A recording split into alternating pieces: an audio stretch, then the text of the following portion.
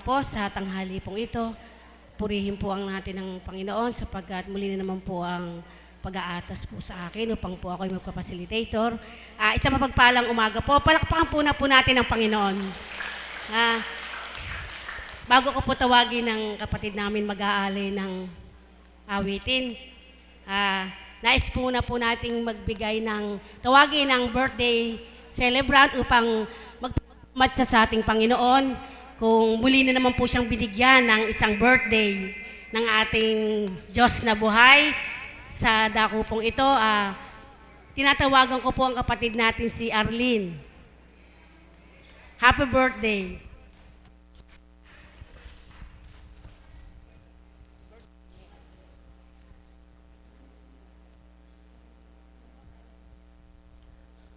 Isang mapagpalang umaga po sa inyong lahat sa tanghaling ito. Maraming salamat po sa inyong lahat. Muli po, walang hanggang papurit pa sa salamat po ang ibinabalik ko sa Ama sapagkat patuloy pa po niya akong pinahihiram ng buhay, ng kalakasan na nagmumula po sa Kanya. Nagpapasalamat po ako sa Ama sapagkat tunay nga po napakabuting niya. Kung paano po yung nung pagpuputi ng mahal na apo na wala po akong, akala ko po bilang tao, hindi po ako makakadalo at hindi po ako makakasama sa vigil. Ito rin pong pagdalo ko po ngayong birthday ko, akala ko rin makaka-absent.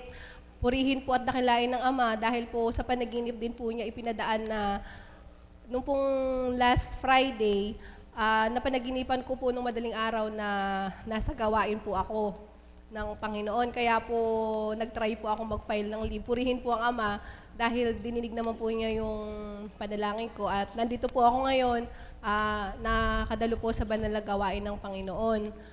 Para po dun sa mga bago po na ngayon lamang po nakadalo, isa po ako dati sa isang may karamdaman na hindi po mapagaling ng siyensya.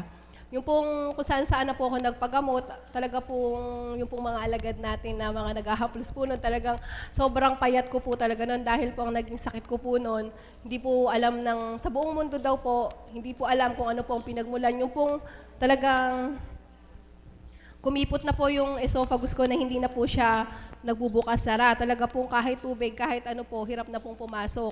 Ngunit po sa kadakilaan po ng Ama, sa pamamagitan po ng kanyang kinalugdan at sa mga herbal po, doon sa mga dahon-dahon po na inireseta po sa akin ng mahal na apo, sa gabay at patnubay po ng Banal na Espiritu.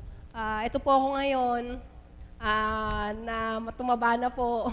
Kaya nagpapasalamat po ako sa Ama. Tunay nga po na wala pong imposible sa Kanya, na lahat po gaano man po ito ka-imposible sa tao, pagka po sa Diyos, tayo po ay nanalig at nanampalataya, wala pong imposible sa Kanya. Kaya muli po, patuloy ko pong ibinabalik ang walang hanggang papuri at pasasalamat po sa Ama.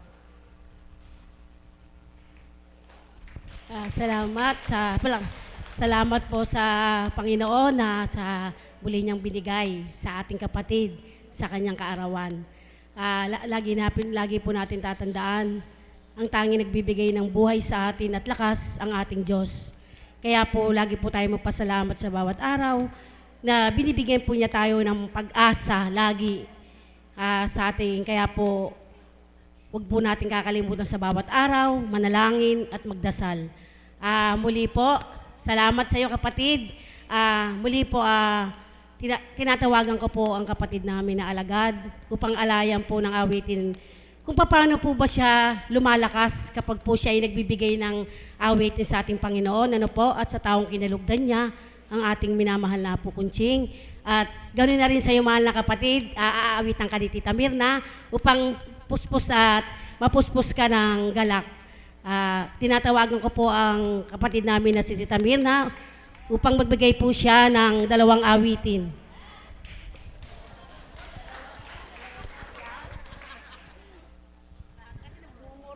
Purihin at dakilain ng Panginoon, nagpupumiglas na damdamin habang naglalakad po, Ama, patungo sa iyong banal na harapan. Sa tuwin ay walang masambit kundi ang pasalamatan ka at parangalan. Higit lalo, panimulang araw na linggo sa banal mong gawain, walang hanggang pasasalamat na sa tuwina ay niloloob mong maging kabahagi ako ng gawain mong pangkabanalan. At sa tuwina po ang samot dalangin ko, ang bawat pag-aalay ko ay magmula sa iyong kalooban. Payak mang naturingan, subalit marapatin mo pong sa tuwina, maramdaman ng sino mang tatanggap o makikinig, higit sa aking katauhan. Maghari ay ikaw, manguna ay ikaw, ang iyong espiritong banal, ang siyang mga laga sa akin, 10 ng mga kapatid ko, at nawa ay maging kalugod-lugod sa iyo ang bawat pag-aalay ko. Maraming salamat po, Ama, at lalo't higit, hambing sa tinura ng kapatid ko, maraming salamat sa katauhan ng anak mong kinalugdan bilang minamahal na Apo Kunching, kung kaya't kami may gawaing ganito, may gawaing pangkabanalan sa kanyang pagtupad at pagtanggap, kami natipon sa dakong ito. Salamat po, Ama. Amen. Buhay po ang Diyos. Marahil, una, babatiin ko ang ating anak na, ang kapatid na nagdiwang, na agdiriwang ng kanyang kaarawan. Anak, happy birthday sa'yo. Maraming kaarawan pa ang kamtin mo, kapiling ang Ama. At sa ating mga kapatid na walang sawang sumusubaybay through internet, mga kapatid, mga kamag-anak, at sa inyong lahat, pagpalain tayo ng Ama. Salamat sa inyo sa walang sawang pagtugaygay at pagsubaybay ninyo. Mapapalad kayo, malayo man kayo, subalit patuloy kayong nagmimithi na maging bahagi ng gawaing handog sa atin ng ating Panginoon sa pamamagitan ng katauhan ng ating minamahal na Apo Kunching. At gayon din sa inyo mga kapatid, sa inyong lahat. Mami Grace, para po sa inyo. Bagamat hindi pa po naaawit ang awit na mula sa inyo, ang lahat ng awitin ko'y para sa inyo at lalo tigit sa ating Panginoon. Marahil hindi na po ako magbabahagi, subalit sa isang katagang salitang binitiwan ng ating kapatid na facilitator, yung pag-asa ng buhay. Kaya sabi ko nga po dito sa aawitin kong ito, parang sa damdamin ko, nasa ko na lamang ibigay kung ano yung kakayanan na maibibigay ko sa Panginoon, maiaalay ko sa Kanyang paglilingkod. Gusto ko na lamang ialay sa Kanya. At ang kahilingan ko sa tuwina, loobin niyang huwag akong mawala ng pag-asa, kundi ang pag-asa patuloy idatal sa aking puso. Salamat po. Hindi na po ako magbabahagi sapagkat sa dalawang aawitin ko, salamat anak, bagya ko na pong gusto yun. Ano po? Salamat po para po doon sa mga ilang araw na hindi ako nakaawit. Salamat po sa Panginoon at naangking ko pong kalooban niya ito. Everything I own, parang kung ano yung meron ako na maibabalik sa Panginoon, hindi man lahat ay maibalik ko sa Kanya. Palakpakan nga po natin ang Panginoong Diyos na buhay. Maraming salamat po. Hindi po sa akin ang palakpak nyo, para sa ating Panginoon.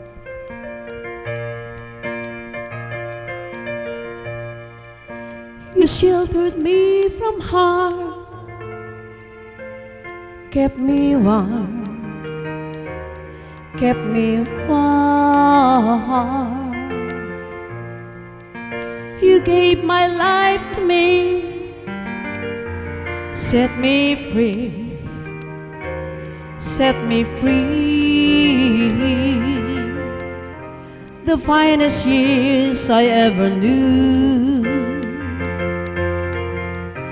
were all the years I had with you, and I would give everything I own, give up my life, my heart, my home, and I would give everything I own, Lord, to have you back again.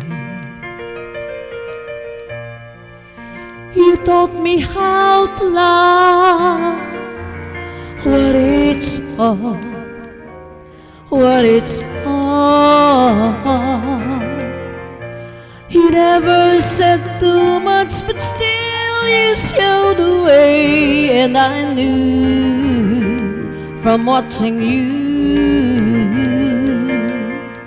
nobody else could ever know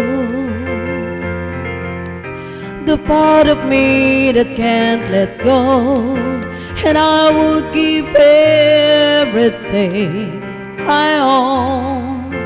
Give up my life, my heart, my home, and I would give everything I own just to have you back again. It's there someone you know, you're loving them so, but taking them all for granted. You may lose them one day, someone takes them away, and they don't hear the words you long to say. And I would give everything I own, give up my life, my heart, my home, and I would give everything I own just to have you back again.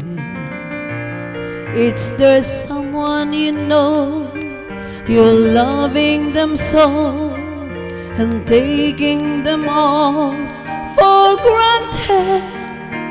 Someone takes them away, and you may lose them one day, and they don't hear the words you long to say.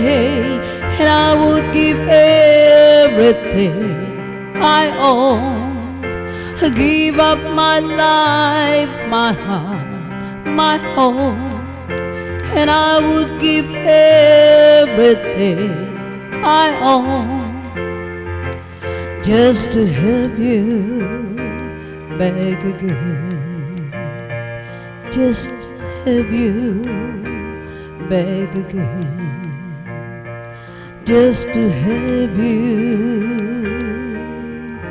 once again. Maraming salamat po. At ngayon naman po, matapos kong ialay ang awiting pinamagatang Everything I Own na makakayanan kong ibalik sa Panginoon, nais ko naman pong ialay sa Kanya ang awiting.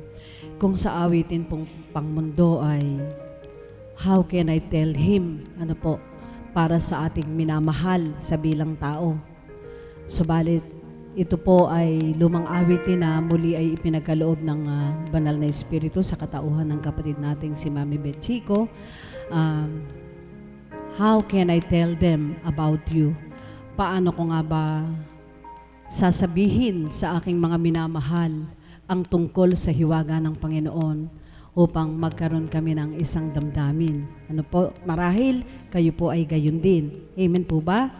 Kaya nawa po, namnamin yung muli ang awiting ito. How can I tell Him? How can I tell them about you, Lord?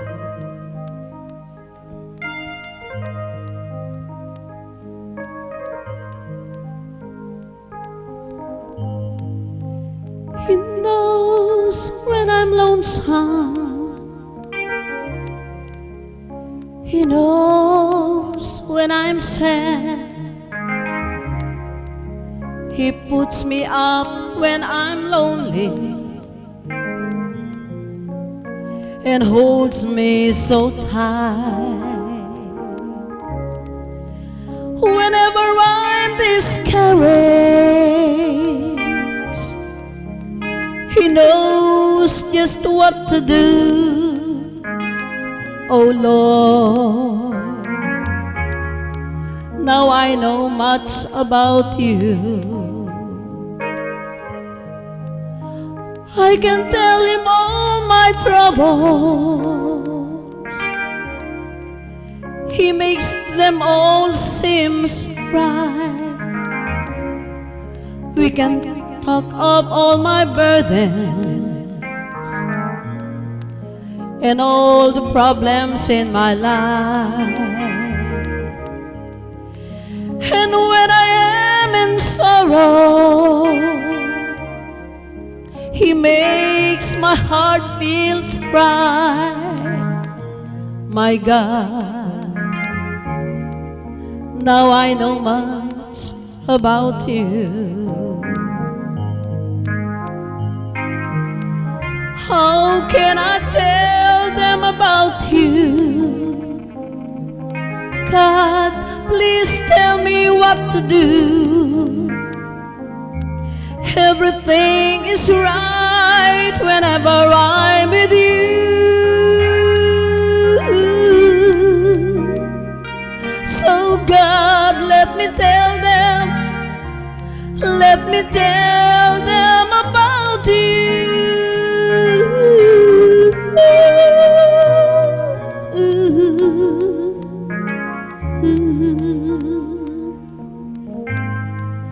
How can I tell them that I miss you whenever I go astray? How can I tell them that I think every single night and day? And when you are with me, I can tell everyone you're great. Oh God, please tell me more about you.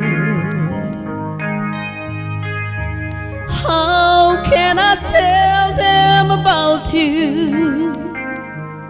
God, please tell me what to do. Everything is right whenever I'm with you. So God, won't you tell me? Let me tell more about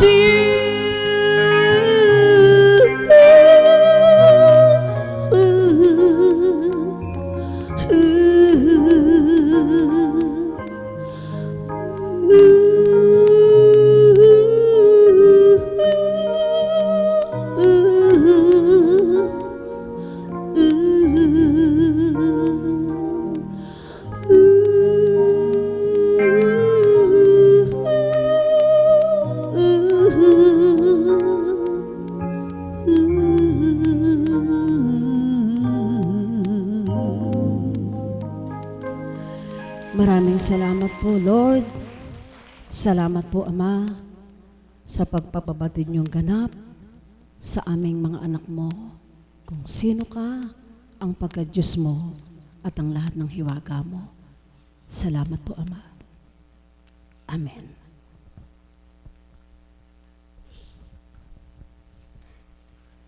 Palakpakan po natin ang Panginoon sapagkat sa patuloy pong binibigay ng magandang boses kay Tita Mirna, lalo po siyang napupuspos at patuloy po siyang naglilingkod sa ating Diyos na buhay, kung saan po nananahan ng Banal na Espiritu sa katawahan po ng ating minamahal na Apo Kunching.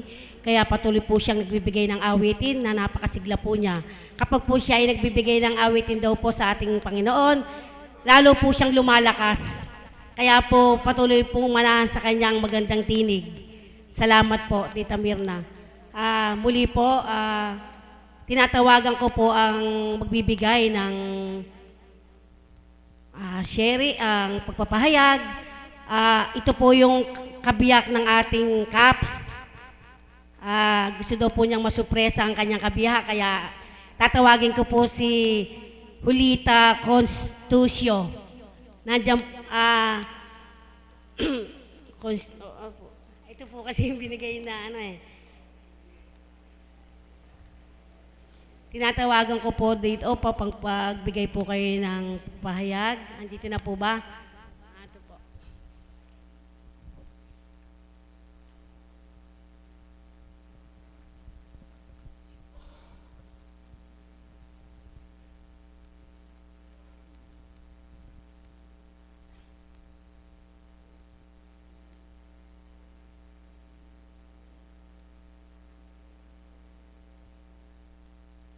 Magandang tanghali sa inyo, sa mga alagad, mga nagagandang alagad sa mga CAPS, sa mga choir, at sa mga CAPS.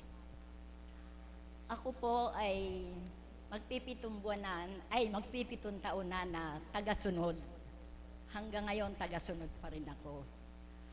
Noong po kasing ako'y mapunta dito, noong panahon ng ating Divine Mercy, ay ipinapanik sa mga bahay-bahay.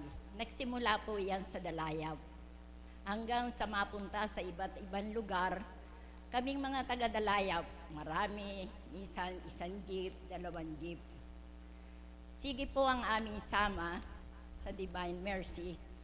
Kami po'y nasisiyahan sa mga mensahe at salita ng ating mahal na Apo Kunching.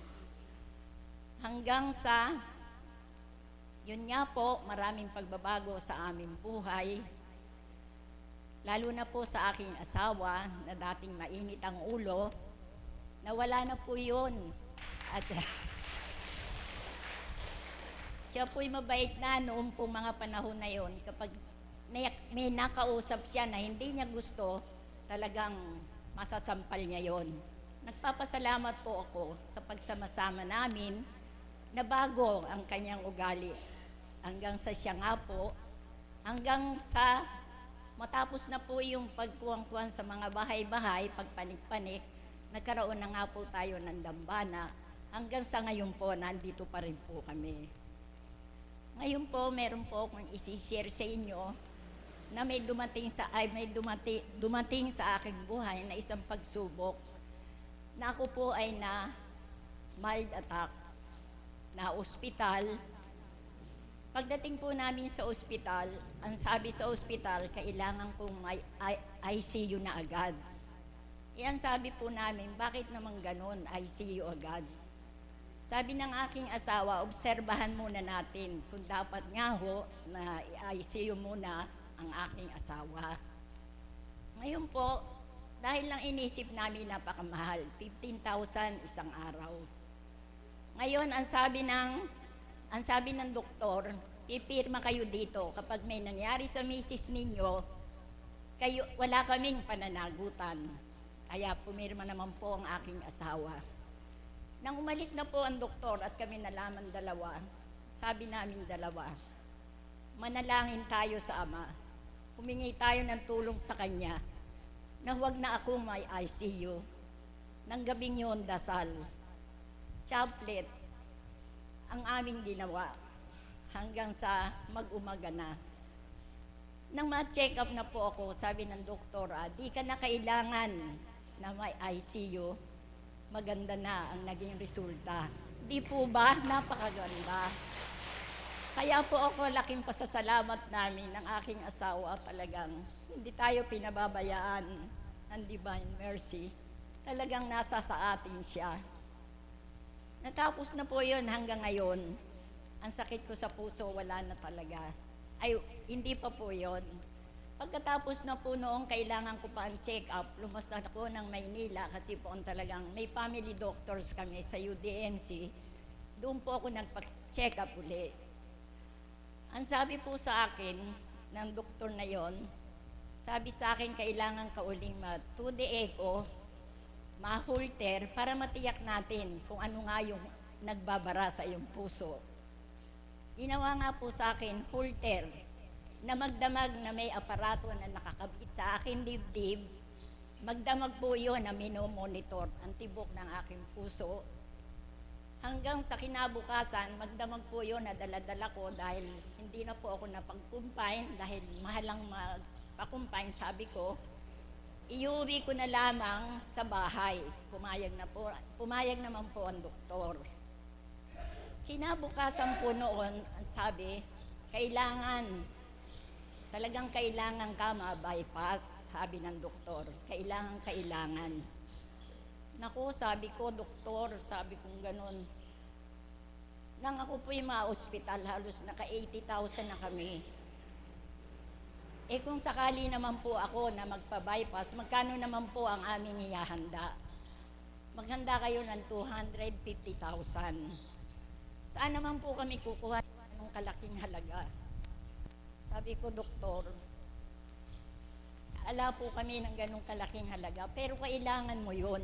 Sabi niya ganon. E di sige ho, sabi namin, di titingnan, uuwi muna kami at pag-uusapan namin mag-asawa kung ano ang maganda. Kung kami ba'y makakautang, kung may mauutangan kami ay babalik. Pero hindi, dapat kailangan talaga. Sige, sabi niya ganon, bigyan kita ng gamot na 7 days. Umuwi ka at pagkaraan ng 7 days ay bumalik ka. Umuwi na po kami ng aking asawa, nasa daan pa lang kami. Ang sabi namin, paanong gagawin natin ngayon? Sabi kong ganon. Walang problema yan. Pupunta tayo kay Apo. Hihingi tayo ng payo sa kanya kung ano ang nararapat sa atin. Kinabukasan niya po, nagpunta kami dito sa Dambana at humingi kami ng payo kay Apo kung ano ang dapat kong gawin. Apo, ang sabi po sa akin, kailangang ma-bypass ako, napakalaki naman po ng halaga. Di ko sinasabi sa iyo na huwag. Di ko naman sinasabi na oo. Nasa sa iyo yan kung ano ang nararapat. Pero kung ikaw ay mananalig at mananampalataya sa Ama, at ikaw ay magtitiyaga ng pagpunta-punta rito, ikaw ay gagaling. Hindi na ako nagdalawang isip, sabi ko, sige po Apo, yun na lamang po ang aming gagawin.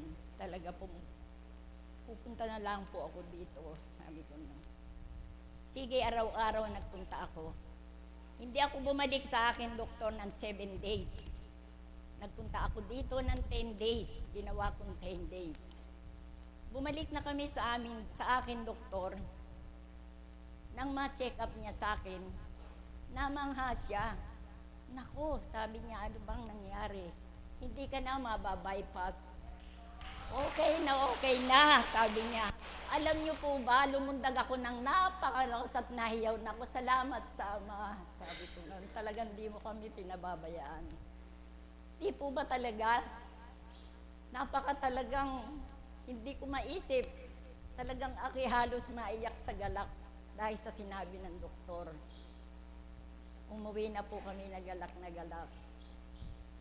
Ang sabi ko po kay Apo, gano'n na nga po ang nangyari sa akin, Apo. Naikuwang ko na po dito yon. Kaya lang yung iba naman hindi pa nakakarinig. Magwa 8 taon na po. Mag-6 na taon na po na wala naman ako iniinom. Okay na po ang aking sa puso. Subalit talagang ang kuwan ay may mga pagsubok na sabi siguro ng Ama. Titingnan ko kung hanggang saan ang kakayanan mo para sa akin kung talagang hindi ka hihiwalay. Nito pong 2011, may nakapa po akong bukol sa aking suso sa ilalim. Maliit lang naman po. Nagpunta po ako, kinuwang ko po kay Apo yun. Ang sabi niya, Apo, wala yan. Tapalan mo lang yan ng araw-araw ng yung, ano ba yun? May pinatapal si Apo sa akin, na sabi niya, itapal mo lang yan araw-araw, mawawala yan. Yung po ang sinunod ko, di ko talaga pinatingnan sa doktor, kay Apo ko talaga pinatingnan. Araw-araw po yun, talagang tinatapal ako atswite, dahon ng atswite. Yung po ang itinatapal ko araw-araw. Lumakad po ang taon, na talaga namang nawawala siya, nawawala. Kasi pag hinihipo ni Apo, ay sabi niya, wala na. Huwag ka lang magpagod, huwag ka lang magganito. Paano naman po akong hindi magpapagod? Ako'y may kaunting hanap buhay na hindi ko naman na pwedeng hindi gawin dahil kailangan din namang maghanap buhay. Sige pa rin po ang aking lakad, ang aking pong negosyo ay aking maliit na negosyo. Marami namang umu-order, kaya hindi ko rin napigilan. Sabi ni Apo, huwag kang magpagod. 2011 po yon. Pagdating mo ng 2013 na, nabigla ko na lang nakapa, nabigla siyang lumaki. Lumaki po na biglang-bigla. Sabi po ni Apo, nako, bakit nagkaganito? Sabi niya ganon, ikaw kasi nagpapagod.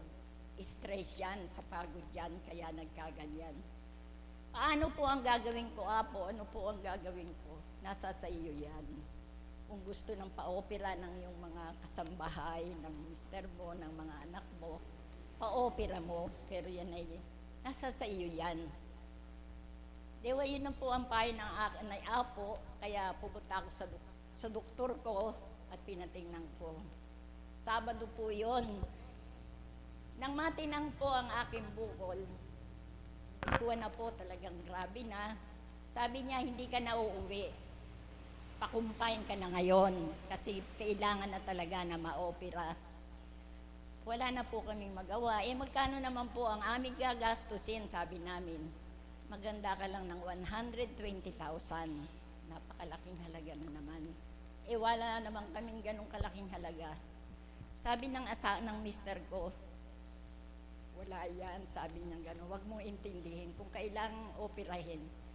Pa-ooperan natin yan, sabi niya gano'n. Bahala na si Ama sa atin. Lakas loob na talaga pong kinabukasan inopera na. Nag-text na po ako sa mahal na Apo, na sabi ko, Apo, ooperahin na po ako. Kailangan na po.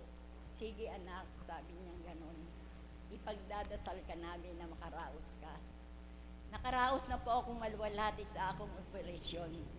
Sa 3 araw saan kami kukuha ng 120,000. Agad na, sa 3 araw maliliko mo ba yung 120,000?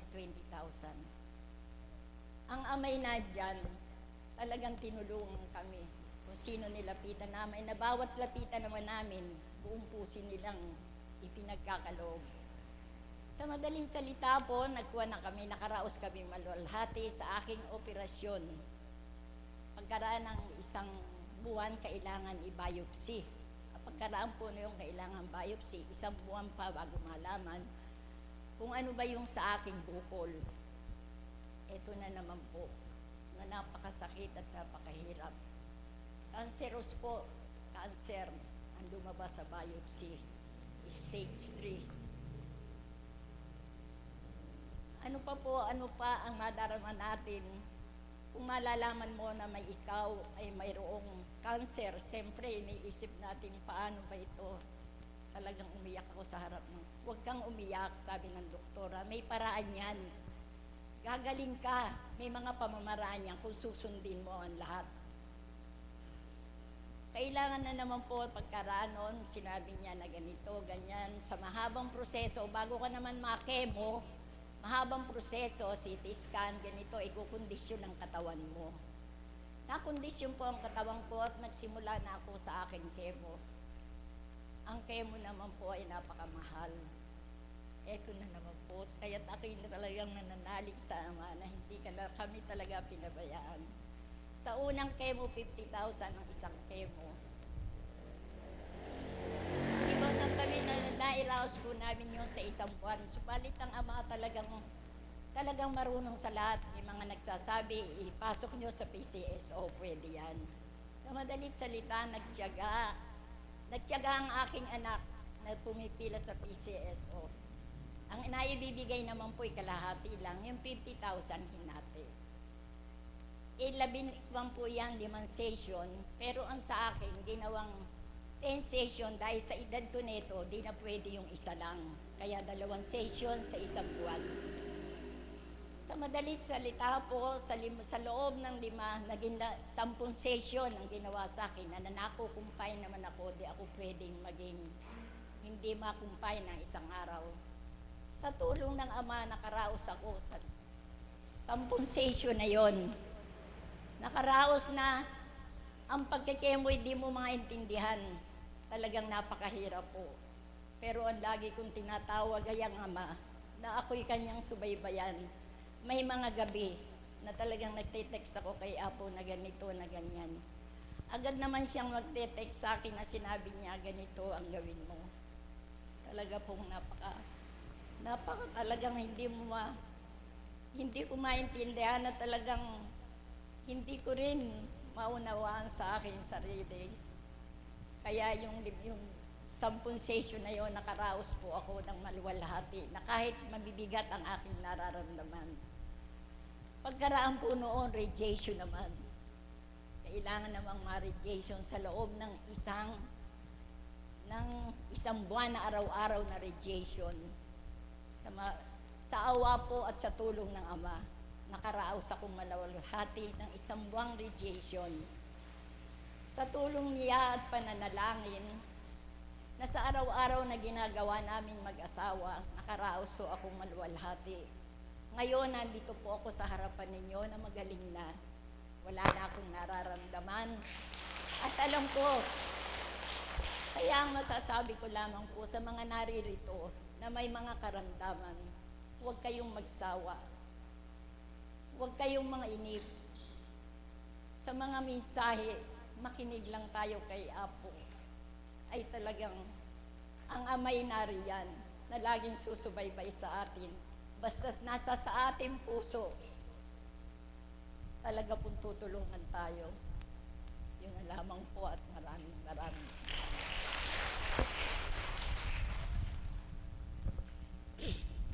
Tunay nga pong kay dakila ng Diyos sa ating po lahat. Ano po, bawat po may karamdaman, panaligan nyo ang paglapit ng ating minamahal na po Kunching sa katauhan po niya, ang paghaplos po sa inyong karamdaman.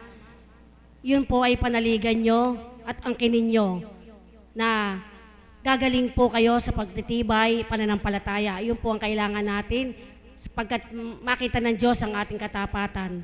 Amen po ba? Palakpakan po natin ng Diyos. Salamat po sa inyong pagbabahagi. Tunay nga pong walang ICU sa Panginoon. Amen po ba? Ang gusto po ng Panginoon sa atin, yung katatagan natin, katapangan. At po yung taos-puso po tayong nakikita ng Diyos na yung po bang siya po ang inuuna natin, hindi po yung mga gamot. Amen po ba? Kaya po magtiwala lang po tayo. Kaya bawat po sa nagpupuntang may karamdaman dito, nais ko lang po munang bago ko po tawagin yung kapatid na magbibigay ng awitin. Sa lahat po ng mga kapatid nating naka-wheelchair, basta wag po tayong mainip. Pakinggan nyo lang po yung mensahe sa atin ng Panginoon sa katauhan po nating mahal na Apo, at saka po sa paghaplos po sa inyo. Basta angkinin nyo po, panaligan nyo. Yunan nyo po ang Panginoon sa inyong puso, gagaling po tayo. Kasama nyo po kami sa inyong panalangin. Lahat po kami. Nais po tayong bigyan ng awitin ng ating pong anak na Caps, ang kapatid po nating Caps na si Johnny, yung pong anak niya. Nakalimutan ko po yung pangalan. Yung po si kapatid pong Janine, tinatawagan ko po, bibigyan po tayo ng awitin ng ating Panginoon at tayo pong lahat.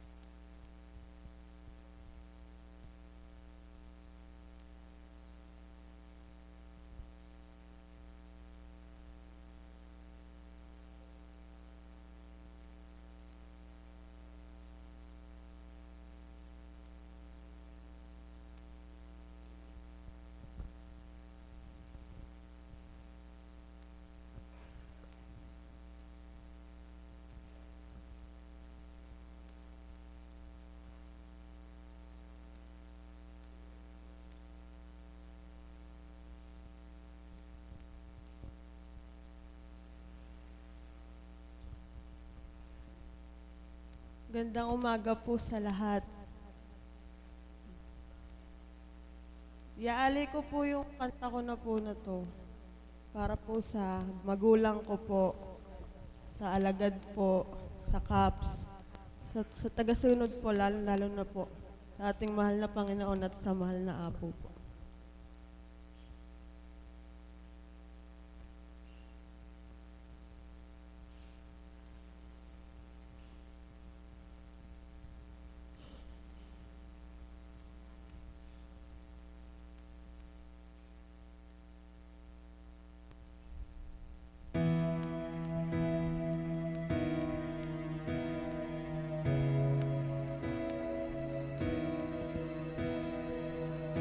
As I lay me down, heaven hear me now. lost without a cost. After giving it my all, winter storms have come and darkened my sun. After all that I've been through, who on earth can I turn to? I look to you, I look to you. After all my strength is gone, and you I can be strong. I look to you, I look to you. And when melodies are gone, and you will hear a song, I look to you.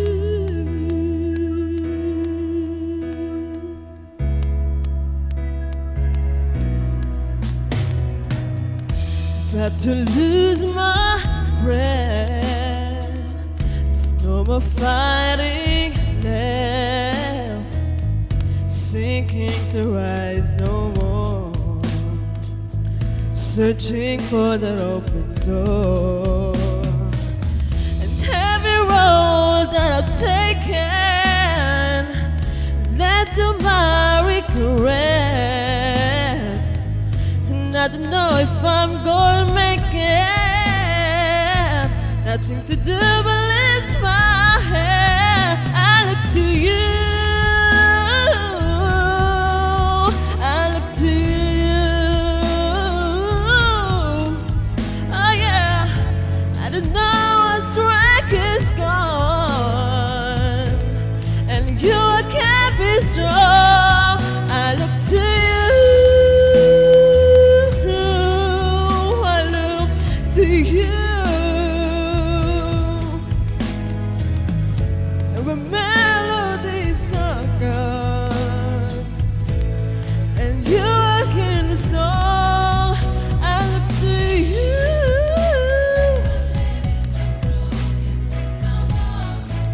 Coming down on me, on the waves falling, set me free.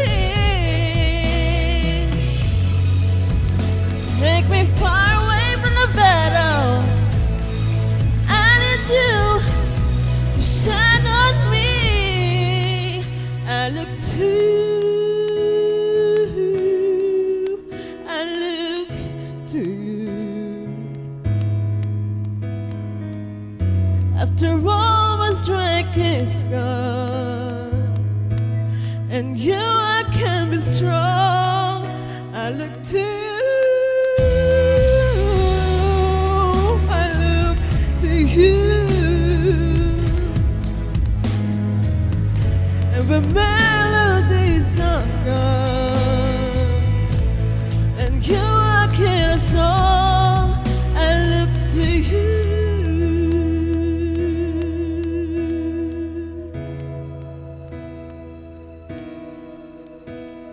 I look to you.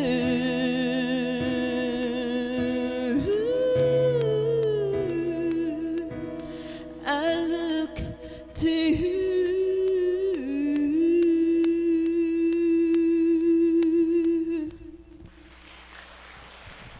Salamat po.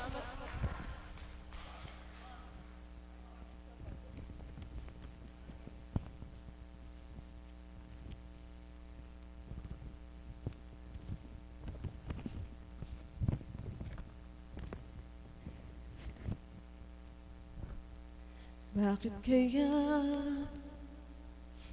Bakit ka ba naghihintay?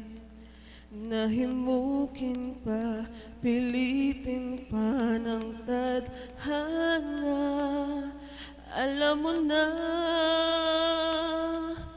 kung bakit nagkakaganyan. Lumulutang, nasasayang ang buhay mo. at ang iminubulong ng puso mo. Natutulog ba ang Diyos? Natutulog ba? Bakit ikaw ay kaagad sumusuko? Konting hirap at munting pagsubok lamang. Bakit ganyan? Nasaan ang iyong tapang?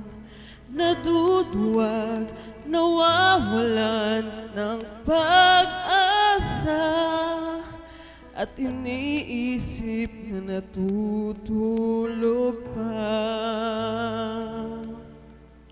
Natutulog ba ang Diyos? Natutulog ba? Sikapin mo, pilitin mong tibayan ang iyong puso. Tanging ikaw ang hubog sa iyong bukas. Huwag mo sanang akalaing natutulog pa ang Diyos. Ang buhay mo ay mayroong halaga sa Kanya. Bakit nga ba na ikaw'y maghintay, nahimukin at pilitin ka ng tadhana? Gawin mo na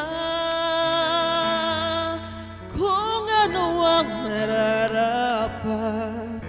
Magsikap ka at magtiwala sa may kapal. Nakahanda ang Diyos umalalay sa iyo.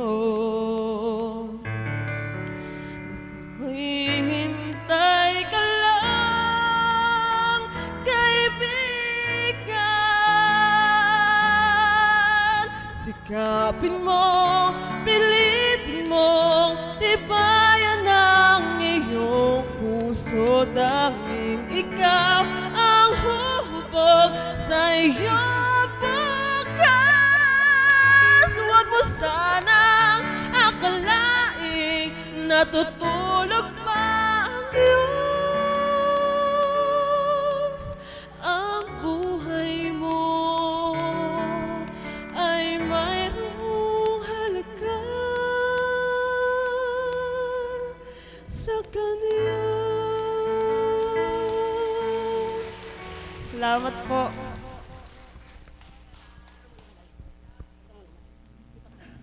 Purihin po ang Diyos, ano? Alam niyo po, gusto ko lang po siyang pakita. Alam niyo po ba, nung una po siyang na-aksidente, binubuhat lang po siya ng mga kapatid naming Kaps. Halos kala po namin, hindi na po siya mabubuhay. Subalit po walang imposible sa Diyos. Amen po ba? Sa pag-ano po ng kanyang tatay na paglilingkod po ng aming kapatid na Kaps na si Johnny at saka po yung kanyang nanay. Tingnan niyo po, binigay ang Diyos ang kanyang kagalingan. Palakpakan po natin ang Panginoon. Kaya po, tayo pong lahat, iiwanan ko lang po sa atin, ano po, tayo pong lahat, lalo na po yung mga pasyente, mga tagasunod, manalig lang po tayo at magtiwala, lalo na po sa Banal na Espiritu sa katawan po ng ating minamahal na po Kunching. Yung pong mga hawak at salita, maniwala po kayo. Sapagkat lahat po kami ng mga alagad, nagdaan po kami dyan, naging pasyente din po kami. Kaya ito po kami ngayon, nagtagumpay po kami sa aming paglilingkod. Kaya po ang Diyos na po ang bahala sa amin sa bawat araw. Kaya po pinupurit, pinapasalamatan po namin ng Panginoon. Salamat kapatid.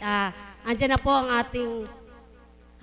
ating mahal na po Kunching. Marami pong salamat po sa lahat po nagsipagbahagi sa umaga at pahapon na pong ito. Inaanyayahan na po magsitayo upang sama-sama po nating awitin ang panalangin itinuro sa atin ng Panginoon.